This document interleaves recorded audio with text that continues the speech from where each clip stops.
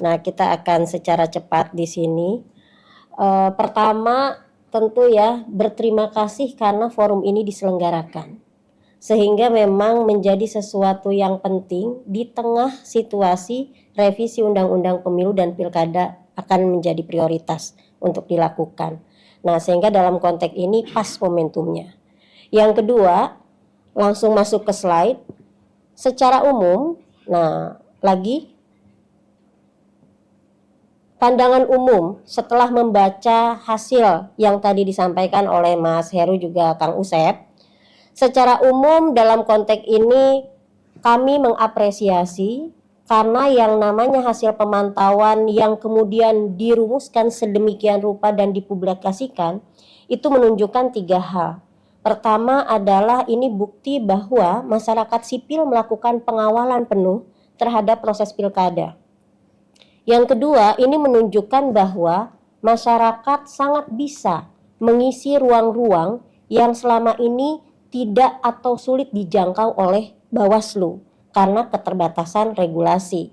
Dan yang ketiga, karena momentumnya tepat tadi, maka yang dihasilkan oleh sahabat-sahabat ini menjadi penting untuk masuk dalam usulan revisi, baik Undang-Undang Pemilu maupun Undang-Undang Pilkada.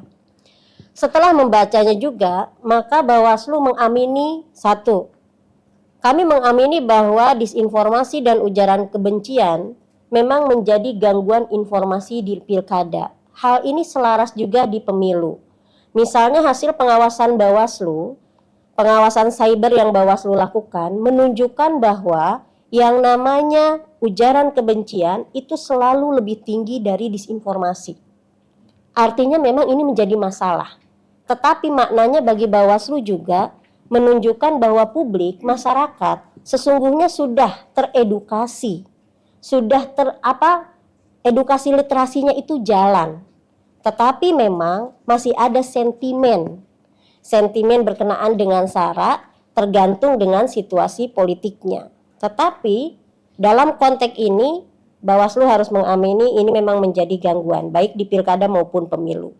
Yang kedua adalah kami juga mengamini akun robot di medsos itu prakteknya yang tadi Kang Usep bilang bisa diimbangi oleh media-media profesional sehingga keriuhan informasi pemberitaan celetukan-celetukan di media sosial itu pada konteks ini, pada taraf ini kemudian mampu mengerem, memblok informasi-informasi yang informasi-informasi yang kemudian tidak benar, mengandung ujaran kebencian dan lain sebagainya.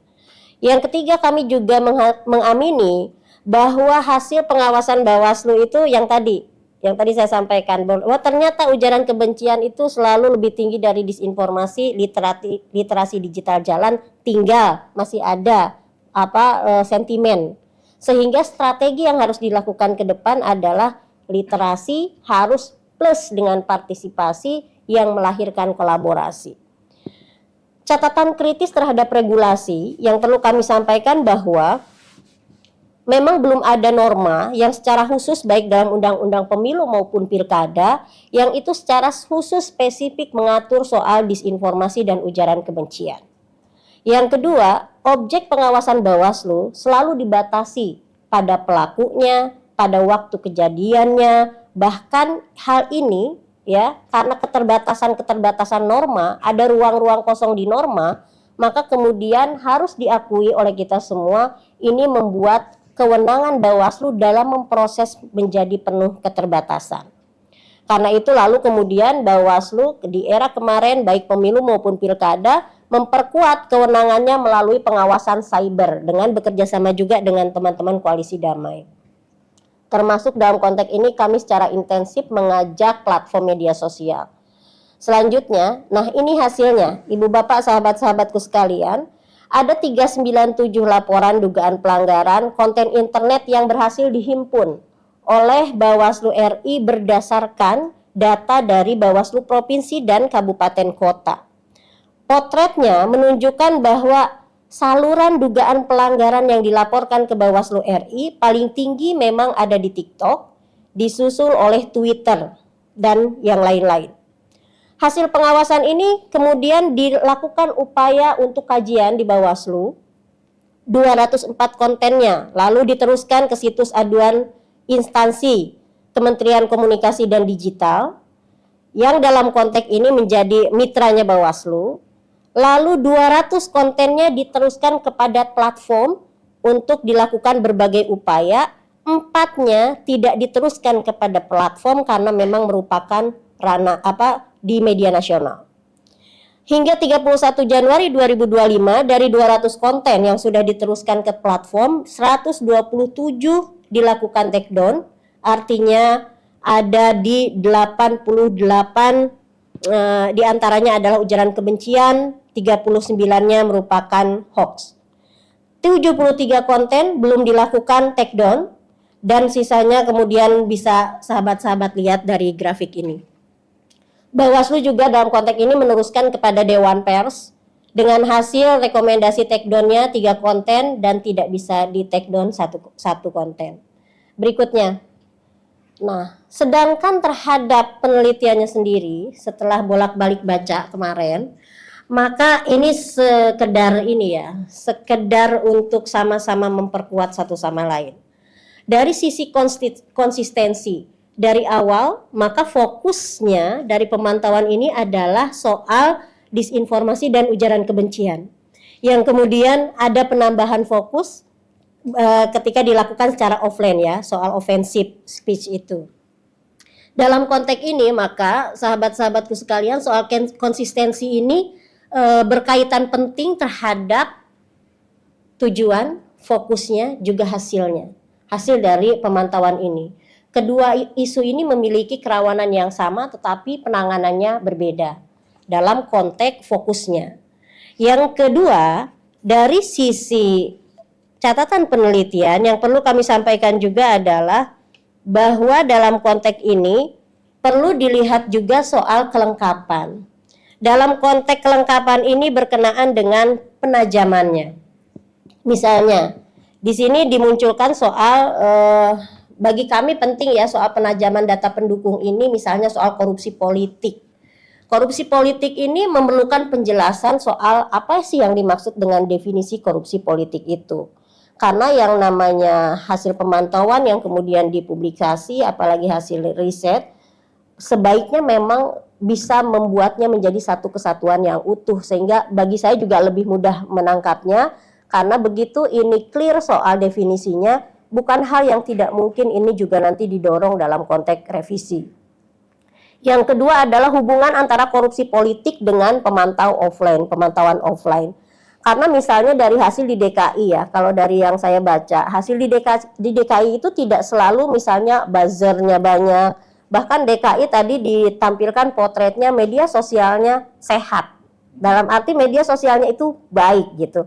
Sehingga ketika menghubungkan antara korupsi politik dengan pemantauan yang sifatnya offline, itu ternyata dari 6 itu tidak semuanya sama. Nah, sehingga membutuhkan data yang bisa menjelaskan soal hubungannya. Yang berikutnya adalah soal alat bantu pemantauan media sosial. Tadi sudah dijelaskan, kemarin saya begitu baca saya nggak bisa menangkap, tapi tadi Kang Usep sudah menjelaskan, terima kasih. Lalu juga soal filter kata kunci ODGJ, LGBT, PKI, dan janda itu dalam konteks ini memang ketika saya baca saya masih memerlukan penjelasan antara fokus objek penelitiannya. Misalnya saja tadi disinggung soal hashtag Fufu, Fafa, ODGJ, tagar, PKI, dan lain-lain gitu ya. Karena tidak semuanya terhubung dengan pilkadanya langsung, dengan situasi pilkadanya langsung. Sehingga dibutuhkan contoh-contoh konkret dari setiap kasus itu untuk memudahkan kita semua memilah. Saya kira itu. Nah, berikutnya catatan terhadap rekomendasi. Tadi kan sudah ada rekomendasi-rekomendasi baik ke platform maupun ke Bawaslu. Kalau ke Bawaslu catatannya sangat menerima terhadap proses yang pemantauan yang teman-teman lakukan. Nanti izinkan kami untuk menjadikan hasil pemantauan ini sebagai salah satu bahan yang kami diskusikan di Bawaslu ketika nanti kami akan dimintain pandangan terhadap catatan evaluasi. Yang kedua, tentu kami mengapresiasi koalisi yang terbangun. Koalisi damai ini baik Gus Durian, Perludem yang kemudian secara khusus melakukan upaya pemantauan dan kemudian hasilnya dikasihkan kepada kita, bahwa memang pada pemilu 2024 kampanye dan sosialisasi yang tidak menyertakan konten bermasalah diharapkan menjadi perbaikan ke depan. Dan ini dianggap sebagai terobosan yang baru. Catatan ke depan memang perlu kami tindak lanjuti adalah soal teknis mengawal ruang digital kita menjadi lebih demokratis, karena kita bisa membayangkan pemilu 2029 akan seperti apa ruang digital yang kita punya. Sebagai sebuah komitmen, Bawaslu harus menyatakan kami siap menjadi forum multi pihak dengan dalam konteks ini, bahkan menjadi jembatan antara teman-teman masyarakat sipil dengan platform media. Tadinya saya mendapat informasi bahwa TikTok akan hadir sampai akhir, dan ini penting bagi kita semua, tidak hanya TikTok, seluruh platform media. Tapi karena kemudian hari ini terkendala sehingga tidak bisa hadir, menjadi PR juga di masa revisi yang akan dilakukan, ada pertemuan antara koalisi damai ini dengan teman-teman platform media sosial. Dalam konteks ini tentu Bawaslu juga akan di dalamnya. Kita akan coba aturkan, kita carikan di tengah situasi yang memang membutuhkan percepatan.